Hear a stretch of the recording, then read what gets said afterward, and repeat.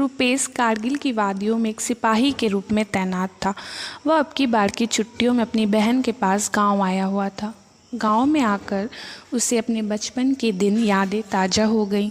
वह हर साल अपनी बहन के पास कुछ दिन के लिए उसके पास आ जाता था। अभी तक उसकी शादी नहीं हुई थी। एक दिन उसने गांव में एक लड़की देखी। वह लड़की उसकी बहन के पड़ोस की थी।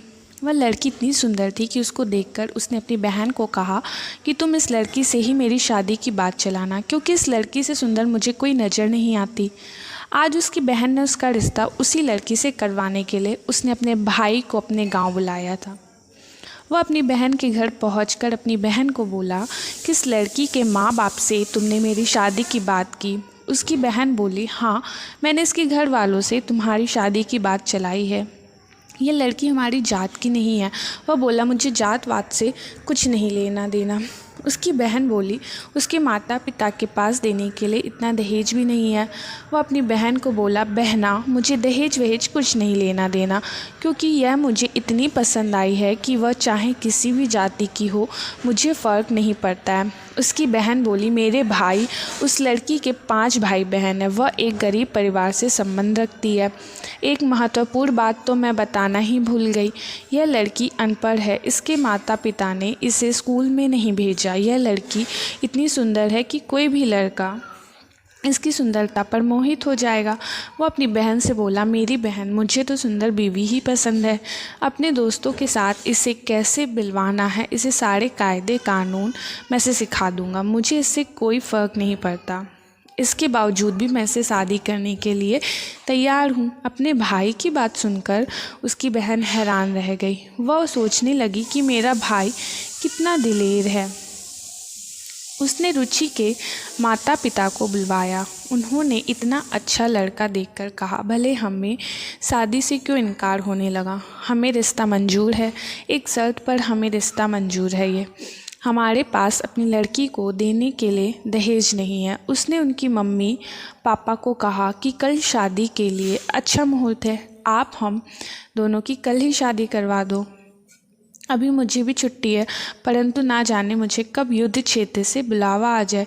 इसलिए मैं चाहता हूँ कि अपनी शादी के पश्चात अपने बूढ़े माँ बाप की इच्छा को अवश्य ही पूरी कर दूँगा। लड़की वाले मान गए। उन्होंने दूसरे ही दिन रुपेश और उनकी शादी कर दी। उसने अपनी बहन को गले लगाया और कहा, अपने साल मैं फिर आपके पास आऊँगा। यह कहकर उसने अपनी बहन से विदा मांगी। शादी करके अपने घर वापस आ गया था। उसकी पसंद को देखकर लोग उसे कहते, वाह, क्या सुंदर परी जैसी दुल्हन लाए हो। रुपेश अपने मन में कहीं ना कहीं सोच रहा था कि पहले उसे समाज में उठने बैठने के तरीके सिखा देता हूँ। मैं अपने दोस्तों के साथ उसे यूं ही नहीं मिलवा सकता हूँ, क्योंकि गांव के रहन सहन और शहर के तौर तरीक़ों में दिन का अंतर है। रुचि को अपने साथ क्लब होटलों में ले जाने लगा। वह उसके परिवार में पूरी तरह से घुल मिल गई, लेकिन पढ़ाई के नाम पर बिल्कुल शून्य थी। उसने एक कक्षा तक भी पढ़ाई नहीं की थी। उसे देखकर कोई भी नहीं कह सकता था कि वह पढ़ी लिखी नहीं है। जब भी वह अपने घर छुट्टी पर आता तो उसे लेकर अपने दोस्तों से मिलवाने जाता। उसके माँ बाप ने उसे एक दिन ज़रूर कहा था कि बेटा, ये बहू देखने में तो सुंदर है, परंतु तो हमारी तरह अनपढ़ है, क्योंकि अब तो घर में 3-3 अनपढ़ इकट्ठे हो गए। अपने बच्चों को भी यह पढ़ा नहीं सकेगी, और तुम तो युद्ध क्षेत्र में रहते हो। जब तुमने शादी कर ही ली है तो अब हम क्या कह सकते हैं। रुपेश को युद्ध क्षेत्र से बुलावा आ गया था। उसे दूसरे दिन ही रणभूमि में जाना था। उसने अपनी पत्नी से विदा ली। उसकी पत्नी ने तो रोते हुए अपने पति को विदा किया। वह बोली, अरे पगली, अपने पति को हंसते हुए विदा करते हैं, क्योंकि मातृभूमि की रक्षा करने का अवसर तो किसी किसी भाग्यवान को ही मिलता है। तुम्हें तो अपने पति पर गर्व करना चाहिए। उसने अपने पति के माथे पर तिलक किया और वह उसे जाते हुए बाहर तक छोड़ने आई थी। रुपेश को गए हुए काफ़ी दिन हो गए चुके थे। एक दिन उनके घर पर तार आई। डाकिया तार देखकर गया। जब उसने तार शब्द सुना तो वह ज़ोर ज़ोर से रोने लगी, और रो रो कर उसने अपने सास ससुर को कहा कि शहर से तार आई है। वह फूट फूट कर रोने लगी। उसको रोना देखकर उसके ससुर भी रोने लगे। उसने अपने देवर को बुलाया। उसके देवर को पता चल चुका था कि शहर से तार आई है। जब उसने अपनी भाभी को रोते देखा, बोला, भाभी मैं बाजार जाकर सामान लेकर आता हूँ, क्योंकि शहर से फ़ोन आ चुका था कि गाड़ी 11 बजे के करीब घर पहुँचेगी।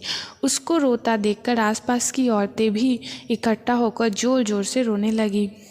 उन सभी को मालूम नहीं था कि तार खुशी के अवसर पर भी भेजी जाती है। उन्हें तो ये मालूम था कि तार तो मरने पर ही भेजी जाती है। फ़ोन पर भी आवाज़ साफ नहीं सुनाई दे रही थी। उसका देवर जाकर कफन ले आया। उसके माँ बाप ने सब लोगों को इकट्ठा किया था। चारों ओर चीखने चिल्लाने की आवाज़ें आ रही थी। रुचि ने सफ़ेद साड़ी पहन ली थी। उसने फ़ोन पर सुना कि गाड़ी 11 बजे घर पहुंच जाएगी। उसके घर में लोगों को इतनी ज़्यादा भीड़ थी कि उसके घर में बैठने के लिए जगह भी नहीं बची थी। चारों तरफ सन्नाटा ही सन्नाटा था।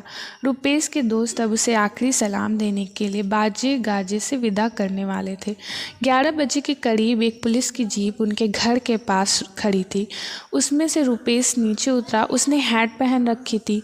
उसने जैसे ही घर में सन्नाटा और वहाँ से रोने चिल्लाने की आवाज़ सुनी तो उसके कानों में सीटियाँ बजने लगी। वह सोचने लगा कि कहीं मेरी पत्नी को तो कहीं कुछ नहीं हो गया, मेरी बूढ़ी माँ या पिता को कुछ तो नहीं हो गया, जो लोग ज़ोर ज़ोर से रो रहे हैं।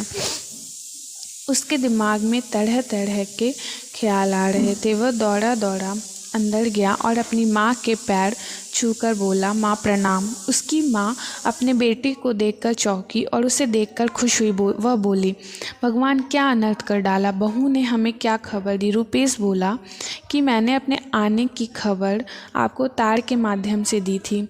वह बोला और फ़ोन पर भी यह कहा था कि 11 बजे तक हम आ जाएंगे। रुपेश की बूढ़ी माँ अपनी बहू के पास आकर बोली, अरे तुमने यह क्या अनर्थ कर डाला, मेरा बेटा तो जिंदा है। वह बोली कि आज सुबह ही डाकिया तार देकर गया। मुझे क्या पता था कि तार में अच्छी खबर भी होती है। मुझे तो पता था कि तार में बुरी खबर ही होती है। बातें मैंने मोहल्ले में अपनी सहेलियों को बताई।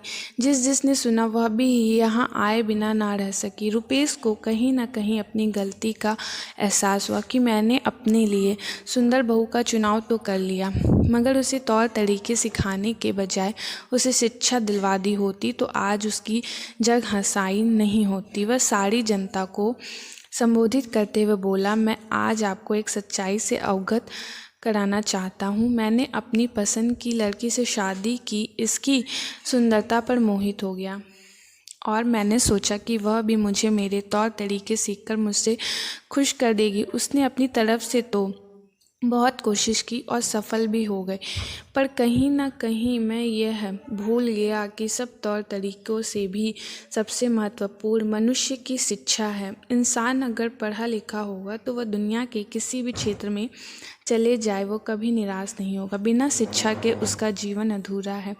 इसलिए शिक्षा, चाहे वो नौजवान हो या बड़ा, हर एक व्यक्ति को शिक्षा अवश्य प्राप्त करनी चाहिए। इस बात के लिए मैं रुचि को दोषी नहीं ठहरा सकता, क्योंकि मैंने उसे कभी शिक्षा प्राप्त करने के लिए जोर नहीं लगाया।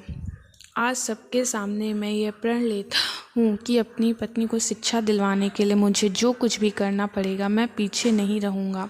उसने रुचि का हाथ पकड़कर अपने दोस्तों से मिलवाया और कहा कि मेरी पत्नी बिल्कुल अनपढ़ है। इसके पिता ने उसे कभी स्कूल नहीं भेजा, परंतु आज से मैं इसे पढ़ लिख कर इतना काबिल बनाऊंगा कि मैं चाहे जीवित रहूं या नहीं, वह अपने बच्चों को तो अच्छी शिक्षा दिलवा सकती है। उसने प्रौढ़ शिक्षा केंद्र जाकर अपनी पत्नी की पढ़ाई के लिए एक खत लिखा। उसकी पत्नी ने प्रौढ़ शिक्षा केंद्र में जाना स्वीकार कर लिया। वह वहां पर जाकर